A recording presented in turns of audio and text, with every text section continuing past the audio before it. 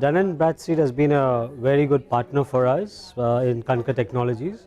So we partner a lot with a lot of such events which involves finance leaders and dignitaries as such, and this is a very prestigious event because you call such dignitaries not only within the corporate world but also from the leaders of who decide the policies.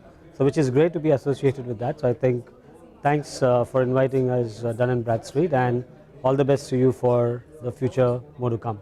Financial sector perspective, you see what our company does is it's an integrated travel and expense management solution. So which means any business travel one does. So from the time you get the approvals to travel, so you do your hotel, you do your air, you do your ground transportation and miscellaneous expenses. You go back, you do the reimbursement, and that reimbursement then has some policies to adhere to, and then there are a lot of cash which transacts from the company to your individual employees' accounts. So that itself is like millions of dollars per day worldwide is what we enable this entire platform for the employees across the corporate world.